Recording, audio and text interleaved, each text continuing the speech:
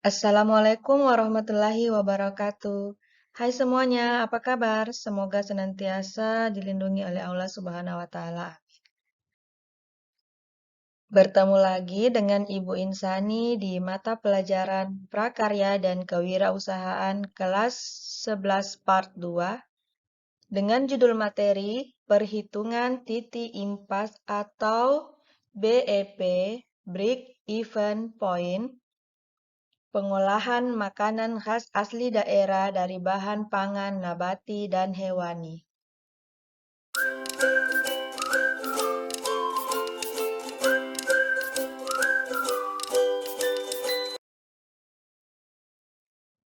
Adapun tujuan pembelajaran kita pada hari ini, yang pertama, mengidentifikasi informasi tentang perhitungan titik impas atau break-even point, usaha pengolahan makanan khas asli daerah dari bahan pangan nabati dan hewani melalui berbagai sumber belajar.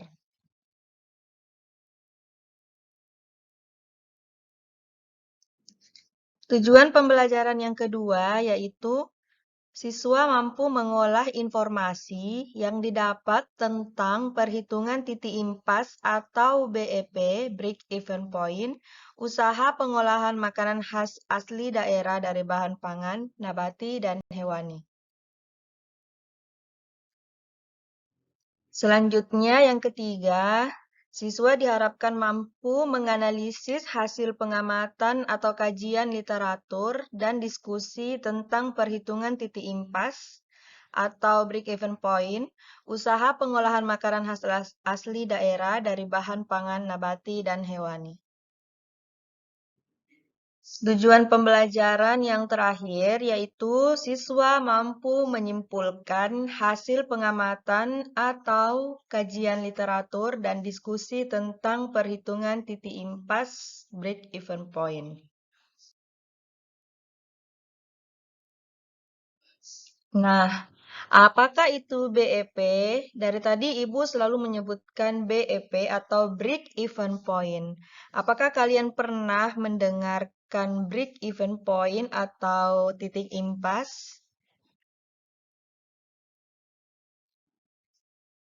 Jadi, BEP atau Break Even Point adalah titik impas di mana posisi jumlah pendapatan dan biaya sama atau seimbang, sehingga tidak terdapat keuntungan ataupun kerugian dalam suatu perusahaan. Biasanya disimbolkan dengan TC sama dengan TR. Jadi kalau dalam bidang ekonomi, biasa orang sebut juga dengan kondisi yang equilibrium atau seimbang. Jadi di mana tidak terdapat keuntungan maupun kerugian dalam usaha tersebut. Nah, ada beberapa hal yang harus kita ketahui sebelum kita menentukan titik impas tersebut. Silakan disimak baik-baik. Hal yang perlu diketahui sebelum menentukan titik impas yang pertama yaitu tingkat laba yang ingin dicapai dalam suatu periode atau tingkat keuntungan yang kita ingin capai dalam suatu periode. Yang kedua, kapasitas produksi yang tersedia atau mungkin dapat kita tingkatkan. Yang ketiga, besarnya biaya yang harus dikeluarkan, mencakup biaya tetap maupun biaya variabel. Adapun manfaat dari break-even point ini, yang pertama adalah sebagai alat perencanaan untuk menghasilkan laba atau keuntungan. Yang kedua, memberikan informasi mengenai berbagai tingkat volume penjualan, serta kemungkinan untuk memperoleh keuntungan ataupun laba. Yang ketiga, sebagai bahan untuk mengevaluasi laba secara keseluruhan.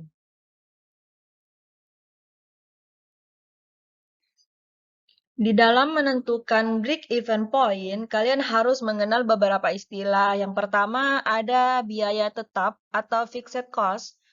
Jadi biaya tetap itu adalah biaya yang selalu tetap jumlahnya meskipun terjadi peningkatan produksi. Contohnya di sini Ibu contohkan adalah biaya sewa, biaya tenaga kerja, biaya penyusutan. Jadi dia tidak berubah jumlahnya atau selalu tetap walaupun produksi kalian itu berbeda setiap waktu. Selanjutnya ada variabel cost. Jadi variabel cost adalah biaya yang selalu berubah-ubah mengikuti perubahan produksi. Contohnya biaya bahan baku, biaya listrik, biaya upah. Jadi ini adalah biaya yang selalu berubah. Dia berbeda dengan biaya tetap yang tadi. Cara untuk menentukan harga jual berdasarkan biaya produksi yaitu yang pertama kita menghitung dulu berapa total biaya yang kita keluarkan, lalu kita tambahkan dengan batas keuntungan yang kita inginkan.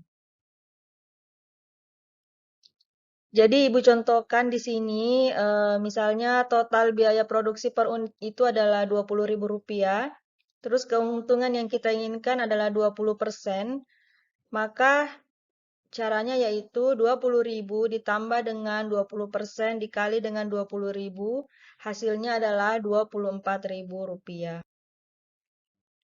Sehingga kita bisa menjual produk tersebut atau menentukan harga jual produk tersebut itu adalah 24.000 jika keuntungan yang kita inginkan itu adalah 20%. Selanjutnya kita akan menghitung break-even point atau BEP. Jadi ada dua rumus yang harus kalian ketahui, ada BEP produk dan ada BEP harga. Nah, BEP produk ini rumusnya adalah total biaya dibagi dengan harga jual.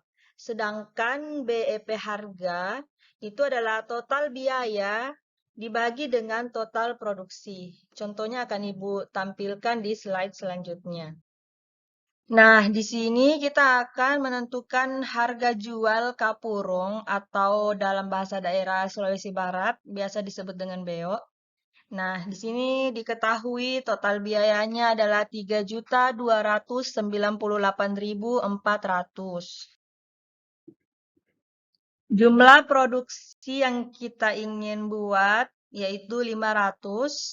Sedangkan biaya produk per mangkok itu adalah total biaya dibagi dengan jumlah produksi. Jadi, total biayanya tadi adalah 3.298.400, sedangkan jumlah produksinya adalah 500. Nah, dihasilkanlah break-even point harga yaitu Rp6.597. Jadi Ibu ulangi kembali, jadi BEP atau break even point tadi sudah Ibu jelaskan bahwa itu adalah titik keseimbangan di mana tidak terdapat keuntungan maupun kerugian dalam proses produksi. Jadi ketika harganya Rp6.597, maka tidak terjadi keuntungan ataupun kerugian. Nah, selanjutnya yang kita ingin cari adalah keuntungan yang kita inginkan. Nah, untuk mendapatkan keuntungan yang kita inginkan, caranya yaitu misalnya kita ingin keuntungannya adalah 30%. Jadi kita kalikan saja 30% dikalikan dengan BEP atau break even point harga tadi, yaitu 6.597. Nah, itu dihasilkan adalah Rp1.979. Sehingga keuntungannya adalah Rp1.979. Maka, harga jual kapurung atau beo ini per mangkuknya harusnya jika menginginkan keuntungan 30% yaitu Rp8.576.